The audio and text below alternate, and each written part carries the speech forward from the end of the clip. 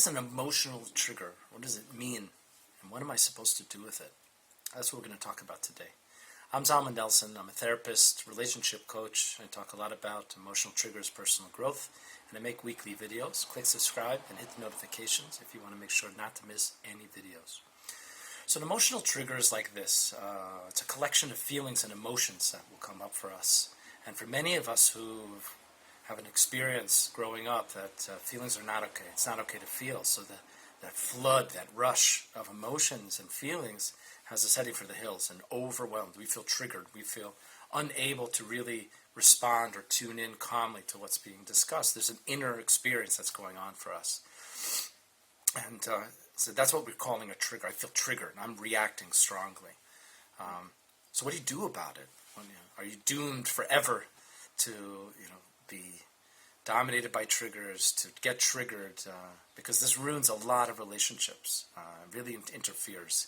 If when my partner's sharing how I made them feel, and rather than hearing them, validating them, I'm having my own reaction because I'm feeling not good enough, or I'm feeling, the feedback is making me feel that I did something wrong, something not good about me. So that's how I'm going to react from that position, and we're no longer hearing each other. So dealing with triggers is really important. It's extremely important. Without it, we're going to have a lot of trouble and difficulty in our relationships. But at the same time, the very trigger itself can be part of how you overcome the trigger. If you know what a trigger is about and you have some tools to deal with it, the trigger experience becomes your guide, becomes your mentor.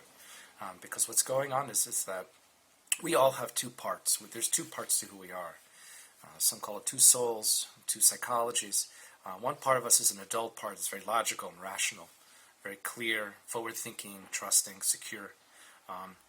But the main character is that inner child, that inner kid. Think about 7-year-old you, some of the things you went through. Think about some of the experiences you had as a kid growing up. What we find is that kid has emotions and uncomfortable feelings. And underneath those uncomfortable feelings are unmet emotional needs. And that's the work. That's what's going on here. So each and every time we get triggered, a bunch of emotions comes up. It's that kid part inside of us saying, hey, I want to talk to you. I need you to hear me. I need someone to hear me. And what we find is that the emotions that are coming up in that very moment, in that triggering, if we can turn inside and take a look at it, are very familiar, very similar. The dynamic is very similar.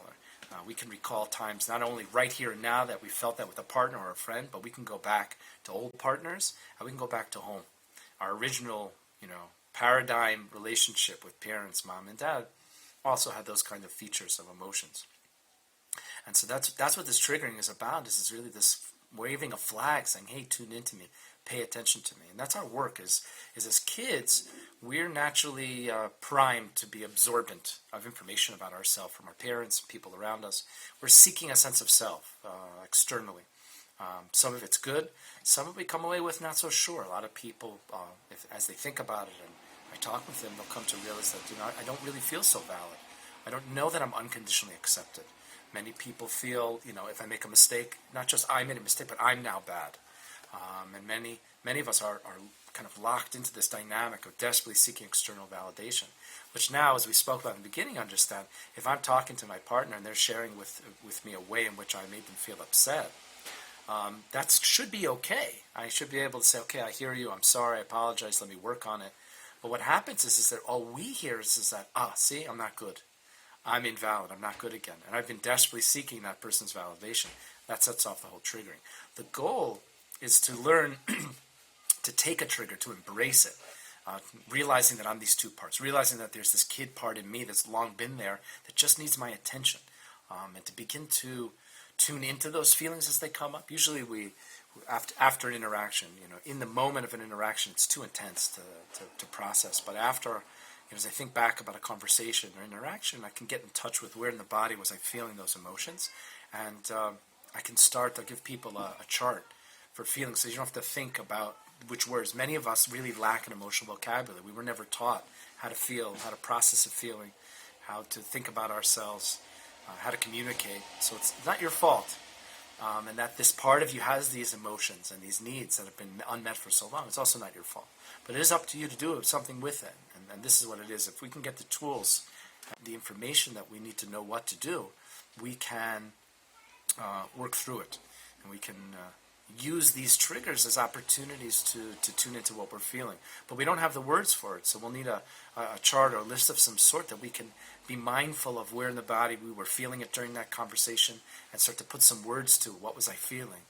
Insecure, unsure, tired, fatigued, disrespected. What are the words to meet it? And something powerful and deep happens in that moment as we finally are hearing that kid inside. And we're finally tuning in and giving him or her unconditional acceptance just by allowing him or her to feel what they feel and to put some words, some names to those emotions. And it doesn't take long. And that's a complete session right there. But I now no longer have to run when those feelings come up. I don't have to freak out when that wave of emotion comes. I now know what to do with it. And as I do this regularly, as I'm tuning in more and more to myself, what happens is those very same relationships and those very same interactions that were triggering of emotions, they start to cease to be. Because I don't need the message anymore. I don't need you triggering me in order to get in touch with that part of myself. I've been busy trying to get in touch with that part of myself on my own and processing things. Be it something happened as a kid years and years ago, what were the feelings that came up in that memory, or with a partner 10 years ago, 20 years ago, or even something that happened last month. And then in those same conversations that used to trigger me, and I would struggle mightily to hear what my partner was saying, and I'd be reacting right away and not even allowing them to get the words out of their mouth. What now happens is I'm able to just hear them. Because me hearing you say that I did something that bothered you is no longer a threat to my validity, my sense of self. I know that I'm a good person. I've been validating myself and accepting myself by naming the feelings that come up as I got triggered.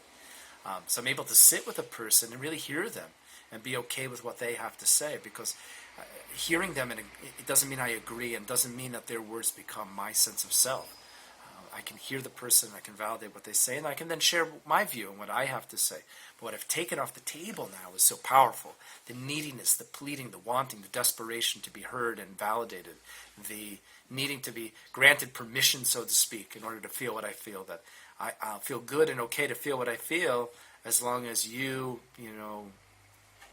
hear me, you validate what I say, then I can feel good. We take that off the table, and we feel good about what we feel, right from the start, no matter what.